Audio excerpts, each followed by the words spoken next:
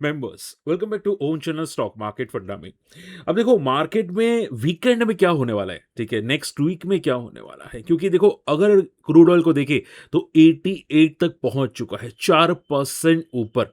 और आप फ्राइडे को देखोगे डाउ जोन्स फॉल किया है, हेंशेंग फॉल फॉल किया है मार्केट के अंदर। और आप देखोगे रशिया माफ कीजिएगा, यूएस ईरान की वार वापस स्ट्रांगली स्टार्ट हो चुकी है। तो क्या निफ्टी में इंपैक्ट आएगा? चलिए देखो, आज का वीडियो बहुत इंपॉर्टेंट होने वाला है, बट अगर चैनल को फर्स्ट टाइम विजिट करें, सब्सक्राइब कर देना। और अगर कम्युनिटी में आना चाहते हैं, मुझे ईमेल कर देना, मैं आपको ज्वाइन करने की कोशिश करूंगा। ठीक है, चलिए स्टार्ट करते हैं। अब देखो थोड़ा ध्यान से सुनना जो मैं बोलने वाला हूं, ये बहुत इंपॉर्टेंट है। देखो निफ्टी जो है अभी फ्राइडे को बहुत ज्यादा आउट परफॉर्म किया। अब ऐसा तो था नहीं कि मार्केट, ग्लोबल मार्केट में फॉल है और निफ्टी को पता ही नहीं है या एफआई को पता ही नहीं है। इवन फ्राइडे को एफआई जो थे वो मार्केट में बायर्स थे, ठीक है, वो बायस थे। तो आप देखो कि हैंगसेंग फॉल किया, और यहां पे आप देखो डाउ जोन्स 400 पॉइंट फॉल किया, नेस्डेक 1.5% फॉल किया। सो ग्लोबल मार्केट में फॉल है, बट निफ्टी क्यों नहीं कर रहा? क्योंकि निफ्टी ऑलरेडी डाउन लेवल पे है। देखो यहां पे सी हाई से निफ्टी कितना डाउन है, 26,000 का हाई है, और निफ्टी काफी डाउन है। आप डाउ जोन्स को देखोगे तो हाई के आसपास है, लाइफ हाई के आसपास है। नेस्डेक देखोगे वो भी लाइफ हाई को अभी रिसेंटली क्रॉस करता हुआ दिखाई दिया। ठीक है, जो मिड कैप इंडेक्स रिटर्न देते हैं ना, नेस्डेक ऑलरेडी उतना रिटर्न दे चुका है एज अ इंडेक्स। बात समझ में आ रही है? तो निफ्टी ने इसकी वजह से हम लोग बोल सकते हैं कि ज्यादा रिएक्ट नहीं किया।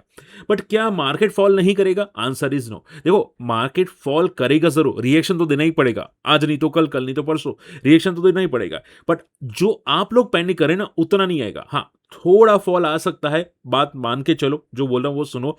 थोड़ा फॉल आ सकता है, माइनर सा फॉल आ सकता है, रिएक्शन दे सकता है निफ्टी। ठीक है।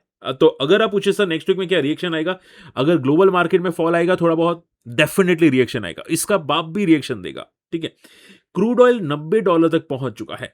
अब देखो नेक्स्ट वीक में क्रूड ऑयल बहुत तगड़ा मोमेंटम कर सकता है, अगर ये वार और इंटेंसिफाई होती है तो निफ्टी में एक छोटा रिएक्शन आ सकता है। तो अब पूछे सर नेक्स्ट वीक में निफ्टी कितना रिएक्ट करेगा अगर रिएक्शन देता है तो?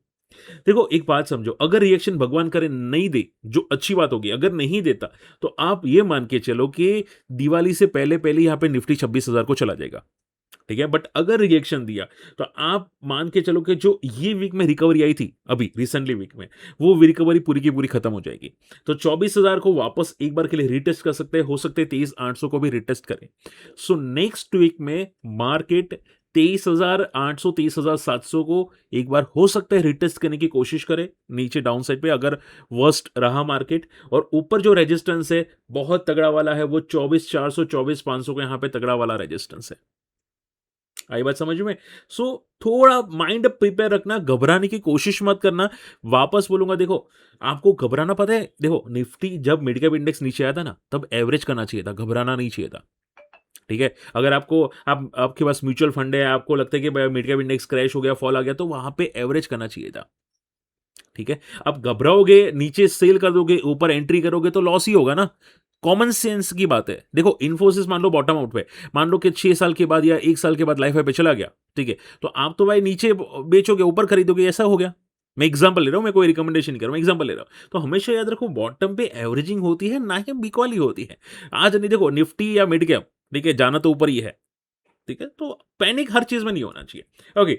सो अभी के लिए अगर मैं वन शॉट आंसर करूं, पैनिक थोड़ा माइनस आएगा तो उतना माइंड प्रिपेयर रखना। जो देखो आप यहां पे समझो, अब वार कितनी इंटेंसिफाई, थोड़ा ध्यान सुनना। अभी वीक सैटरडे फ्राइडे को ये ट्रम्प ने बहुत तगड़े हमले किए हैं। ईरान ने जवाबी हमला किया है, कुवैत इंटरनेशनल एयरपोर्ट बंद कर दिया है ईरान की मिसाइल अटैक की वजह से। हैंगशेंग फ्राइडे को तगड़ा फॉल किया था। यूएस ने पता है क्या किया, ध्यान से देखना ये। US plans to deploy more refuelling aircraft to Israel as Trump wait big military offensive against the Iran. देखो हमेशा याद रखो, आप लोगों ने देखा होगा कि जितने भी एयरक्राफ्ट होते हैं, मिसाइल छोड़ते हैं, अगर उसको रिफ्यूलिंग का काम हो, ठीक है, तो यहाँ पे यूएस तगड़ी मिलिट्री सप्लाई कर रहा है इसराइल को, ठीक है, ताकि वो ईरान पे और तगड़े अटैक करे। अब ईरान डायरेक्टली तो अटैक नहीं कर पा रहा है यूएस पे, तो वो क्या करता है, वो कुवैत पे और आजू बाजू के जितने भी कंट्रीज या स्टेट्स हो जाते हैं उन पे अटैक करा है। बात समझ में आ रही है? सो ईरान भी बहुत तगड़ा बंदा हो चुका है और उसने भी अटैक्स करना स्टार्ट कर दिया है। ठीक है। तो ये सीरियसली देखो, ये जो पॉइंट आया ना कि यूएस ने डिप्लॉय किया रिफ्यूलिंग एयरक्राफ्ट, ठीक है, हवा में एयर फ्यूल चेंज कर लेता है, तो ये बहुत बड़ा पॉइंट है जो वार को क्लियर बता रहा है कि ये और तगड़ी इंटेंसिफाई हो चुकी है। ऊपर से सोने पे सुहागा सुनो ध्यान से। ये सोने पे सुहागा क्या किया आरबीआई ने वो सुनो। आरबीआई ने क्लियर कट बैंक्स को बोला कि आप जो स्ट्रेस असेट बेच रहे हो ना, वो अभी आप डायरेक्टली ऐसे किसी को रैंडमली नहीं बेच सकते। ठीक है? अब इसका मीनिंग क्या हुआ समझो बात को। मान लो कि बैंक के पास 800 करोड़ के एनपीए है, नॉन परफॉर्मिंग एसेट, ठीक है? वो नॉन परफॉर्मिंग एसेट यहाँ पे 100 करोड़ के अंदर बेच देता है। 800 करोड़ के एनपीए 100 करोड़ में किसी थर्ड पार्टी को बेच देता है। अब वो जो थर्ड पार्टी होती है वो डायरेक्टली इनडायरेक्टली कनेक्टेड होती है वही कंपनी से जिनको लोन प्रोवाइड की थी वो बैंक ने। ठीक है? मान लो कि बैंक ने लोन प्रोवाइड की थी कोई एबीसी इंडिया बुल्स को, जस्ट एग्जांपल मैं एग्जांपल ले रहा हूँ, ठीक है? अब इंडिया बुल्स की ही सब्सिडियरी कंपनी को यहाँ पे उन्होंने पूरे के पूरे एनपीए बेच दिए। ठीक है? तो हुआ क्या कि लोन जो 800 करोड़ का था सिर्फ उनको चुकाना पड़ेगा 150 करोड़ या 100 करोड़। ठीक है? तो ये एक एक टाइप का यहाँ पे लूप होल था आरबीआई की तरफ से। तो ये लूप होल बंद कर दिया बैंक ने। ठीक है? तो आप स्ट्रेस एसेट किसी को भी ऐसे ही नहीं बेच सकते। ये यहाँ पे बहुत बड़ा आया है जिसकी वजह से कुछ बैंक्स में प्रॉफिट बुकिंग में भी हो सकते हैं, नॉट श्योर, बट छोटी-मोटी आ सकती है। कोई ज़्यादा पैनिक वाली बात नहीं है। उल्टा ये ज़्यादा स्ट्रांग बात होगी, बट हाँ, माइनस एक नेगेटिव हो सकते हैं इम्पैक्ट आ जाए। ओके, तो शॉर्ट एंड सिंपल में ये सब वीकेंड्स में आपको दिखाई दे रहा है। अब देखो रिजल्ट सीजन स्टार्ट हो चुकी है। रिलायंस के रिजल्ट आए हैं और एक्सिस बैंक के, यस बैंक के रिजल्ट आए हैं। मैं आपको सबसे पहले अभी रिसेंटली जो रिजल्ट है वो बताना चाहूंगा, वो ध्यान से सुनेगा। यस बैंक के रिजल्ट अनुमान जितना था उससे बहुत घटिया रिजल्ट है। अनुमान था 11 बिलियन का, प्रॉफिट आया 10.7 बिलियन का। देखो इनका ग्रोथ बिल्कुल भी नहीं आया, बिल्कुल भी नहीं आया। आप देखोगे एनपीए, ग्रॉस एनपीए उल्टा यहाँ पे सेम है, एंड नॉन परफॉर्मिंग एसेट और प्रोविजंस बड़े हैं। देखो प्रोविजंस थे पहले 1.88 बिलियन के, अभी 3.94 बिलियन के। देखो हमेशा याद रखो कि कोई भी बैंक्स हो ना, इनके प्रोविजंस नहीं बढ़ने चाहिए चाहे कुछ भी हो जाए। सबसे तगड़ा खतरनाक हथियार है प्रोविजंस। प्रोविजंस किसी भी हाल में नहीं बढ़ने चाहिए। ठीक है? अगर वो बढ़ते हैं तो बैंक्स में पैनिक आना स्टार्ट हो सकता है। तो आप देखोगे प्रोविजन सीधे मोर देन डबल हो चुके हैं। तो ये एक नेगेटिव पॉइंट है यस बैंक के लिए, और हो सकता है यस बैंक में आपको मंडे को शायद पैनिक दिखाई दे। अब यस बैंक का चार्ट क्या बोल रहा है वो सुनो। यस बैंक के अगर हम लोग चार्ट देखें, ठीक है, अभी रिसेंटली बहुत अच्छा ब्रेकआउट किया था। ठीक है? ऊपर एक रेजिस्टेंस था 28 से 29 का। अगर ये ब्रेकआउट किया होगा, ठीक है, तो वापस फॉल करने की कोशिश कर सकता है। देखते हैं यहाँ पे नीचे सपोर्ट है अराउंड 22 के आसपास का, 21 से 22। अगर ये ब्रेक होता है तो सीधा सपोर्ट लेगा 17-18 के आसपास। ठीक है? सो कॉशियस रहना, क्योंकि जो नंबर्स आए हैं वो डेफिनेटली अच्छे तो नहीं है। अब बड़े प्लेयर्स कैसे लेते हैं वो पता नहीं, बाकी नंबर्स डेफिनेटली अच्छे नहीं है, ग्रोथ भी नहीं है, नंबर्स अच्छे भी नहीं है, कुछ भी नहीं है। ठीक है? ओके, कोटक महिंद्रा बैंक के रिजल्ट्स आए हैं, वो अनुमान से काफ़ी बेटर हैं। यहाँ पे आपको बताना चाहूँगा कोटक बैंक के 23% से नेट प्रॉफिट बढ़ा है, सेल्स 6% से बढ़ी है। हालाँकि इबिटा 15% से डाउन हुआ है। तो मैं इसको बहुत अच्छे नंबर्स नहीं बोलूँगा, स्लाइट मिक्स नंबर्स बोलूँगा, क्योंकि इबिटा मेन होता है। इबिटा फॉल नहीं करना चाहिए किसी भी हाल में। तो वो नंबर्स मेन होते हैं, तो वो थोड़े मुझे फॉल करते हुए दिखे। इनका जो नॉन परफॉर्मिंग एसेट है, वो यहाँ पे देखो net net net non performing asset वो थोड़ा इंक्रीज हुआ है क्वार्टरली। ठीक है? और ग्रॉस नॉन परफॉर्मिंग एसेट यहाँ पे 1.18 जो यहाँ पे हल्का सा डिप हुआ है। सो मुझे थोड़े रिजल्ट मिक्स लगे। भले ही आपको लगता है कि भाई क्वालिटी इंप्रूव होती हुई दिखाई दी, प्रॉफिट बढ़ा है 26%, बट मुझे इतने स्ट्रॉन्ग नंबर्स नहीं दिखाई दिए। ठीक है? तो नंबर्स इसका एवरेज है कोटक महिंद्रा बैंक के। नंबर्स जिसके अच्छे आए हैं वो सिर्फ एक्सिस बैंक है। ठीक है? हालाँकि येस बैंक एचडीएफसी बैंक के भी नंबर्स आए हैं, वो भी घटिया नंबर है, एकदम बेकार नंबर है। प्रॉफिट सिर्फ 5% से बढ़ा है। सोचो दिग्गज बैंक का प्रॉफिट सिर्फ 5% से बढ़ा है। 19,000 करोड़ का प्रॉफिट आया है, अनुमान से मिस हो चुका है। देखो यहाँ पे अनुमान था, यहाँ पे कितना प्रॉफिट अनुमान था, यहाँ पे 19,332 करोड़ आया, कितना 19,060 करोड़, यानी कि 300 करोड़ का प्रॉफिट कम आया है, जो अनुमान से थोड़ा ही कम है, बहुत ज़्यादा ही बोल सकते हैं।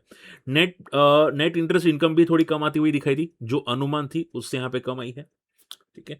और इनके जो नॉन परफॉर्मिंग एसेट है वो 1.17 है, जो लास्ट क्वार्टर में 1.15 थे।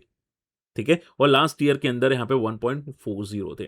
तो क्वार्टर टू क्वार्टर इनके नॉन परफॉर्मिंग एसेट भी बड़े हैं, जो मुझे नहीं लगता कि ये जस्टिफाई करता है यहाँ पे स्टॉक को। ठीक है? तो numbers all in all slightly weak है एचडीएफसी बैंक के। ठीक है? हालांकि स्टॉक ऑलरेडी ज्यादा पिटा हुआ है एचडीएफसी बैंक, तो कह नहीं सकते कि क्या होगा, क्योंकि बैंक्स ऑलरेडी पिटे, एचडीएफसी बैंक तो ऑलरेडी पिटा हुआ है। ठीक है। आप देखोगे फ्रॉम द टॉप से अज़हर का स्टॉक ऑलरेडी 700 जा चुका है और हालाँकि छोटा-मोटा पुलबैक आया होगा, बट ऑलरेडी क्रैश हो चुका है। ठीक है, तो इसमें ज़्यादा मैं टिप्पणी नहीं करूँगा, बट हाँ, येस बैंक में शायद थोड़ा इम्पैक्ट आपको दिख सकता है चार्ट्स के आस-पास। ठीक है।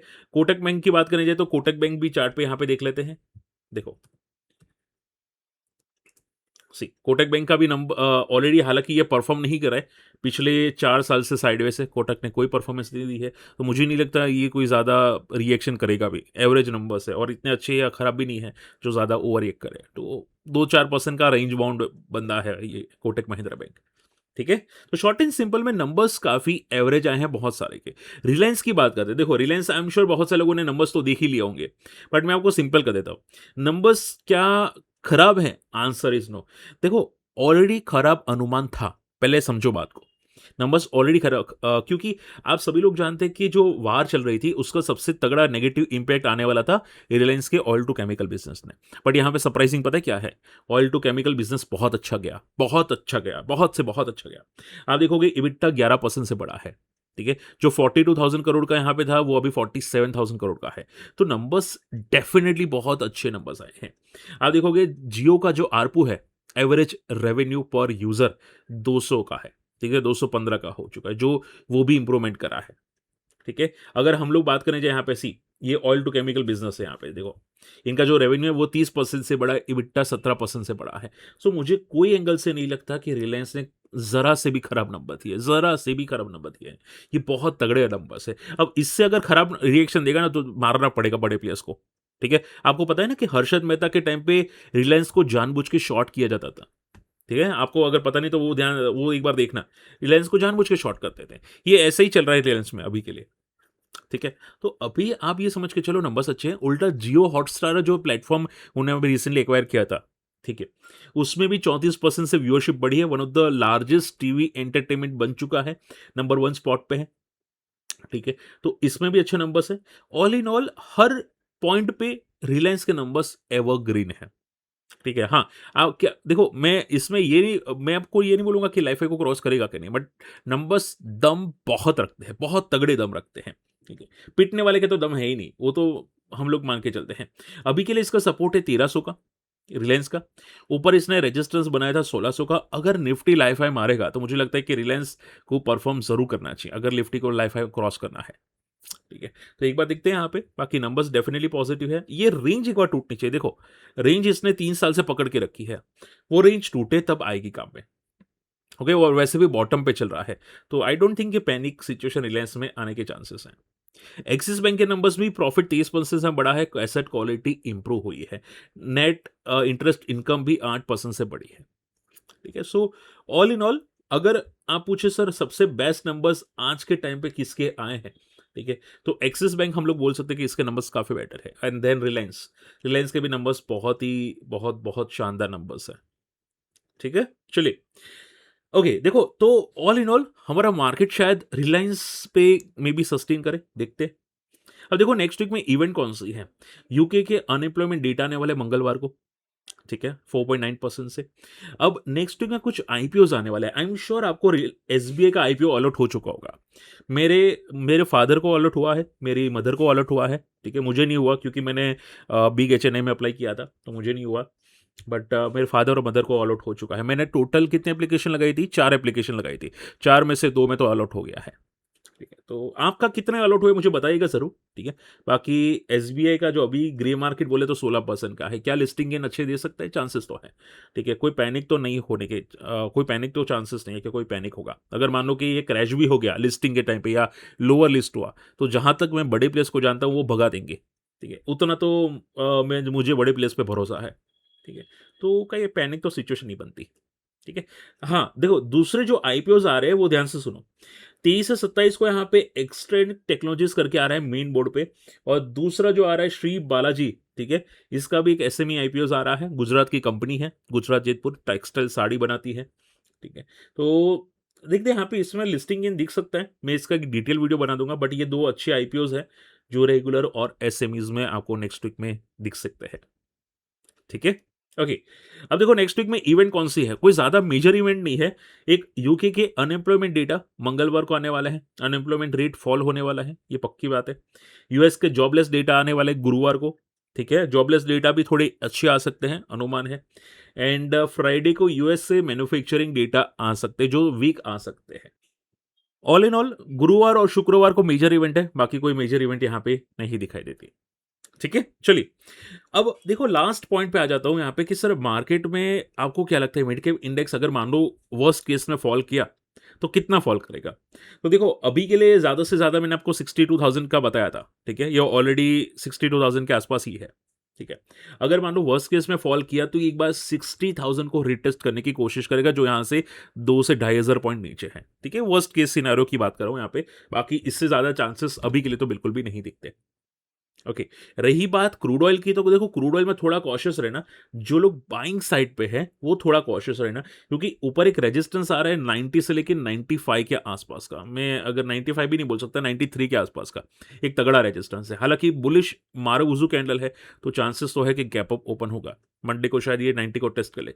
बट 90 से लेके 93 या 4 एक रेजिस्टेंस तगड़ा क्रूड ऑयल में दिखाई देता है, ठीक है? तो वहां पे एक रेजिस्टेंस है। 100 को अगर वापस टेस्ट करता है तो मुझे लगता है कि ट्रम्प कुछ पॉजिटिव बोलने की कोशिश करेगा और पूरा इवेंट को संभालने की कोशिश करेगा, ठीक है? रही बात गोल्ड एंड सिल्वर की, देखो गोल्ड बहुत कॉशियस रहना गोल्ड में, ठीक है? गोल्ड एक बहुत अच्छे सपोर्ट पे आ रहा है, यहाँ पे बहुत अच्छे सपोर्ट है 1,40,000 का, ठीक है? जो इसने फ्राइडे को ब्रेक कर दिया था। अगर गोल्ड 1,35,000 के नीचे सस्टेन करना स्टार्ट करेगा, तो 1,20,000 को भी टेस्ट करने की कोशिश करेगा। ये बहुत हाई चांसेस है, ठीक है? तो बहुत केयरफुल लेना।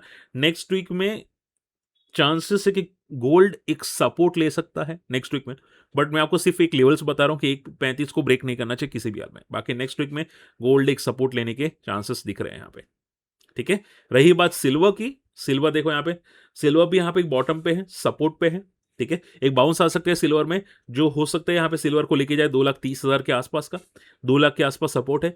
अगर 2 लाख तोड़ता है सिल्वर तो 1,60,000 सिल्वर आ सकता है, ठीक है? अभी के लिए चांसेस है बाउंस बैक के, पर आप लेवल पकड़ के चलना। लेवल है 2,000 का, 2 लाख का, अगर वो ब्रेक होता है तो 1,60 आ सकता है इजीली, ठीक है? चलिए, होप आज का वीडियो पसंद है, वीडियो शेयर करना, एटलीस्ट लाइक कर देना और फ्री टेलीग्राम चैनल को ज्वाइन करना चाहते हैं तो कर सकते हैं, ठीक है? और अगर कम्युनिटी में आना चाहते हैं तो हमारे लिंक से अकाउंट ओपन कर लेना, बाकी ईमेल कर देना अकाउंट ओपन करने के बाद। मिलते हैं अगले वीडियो में, बाय।